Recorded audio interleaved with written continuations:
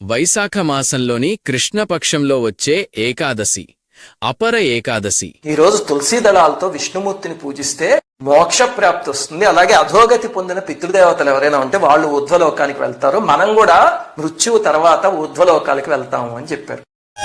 Srimannarayana Narayana Hare Hare, Srimannarayana Narayana Hare Hare, Srimannarayana Narayana Hare Hare, Srimannarayana Narayana Hare Hare.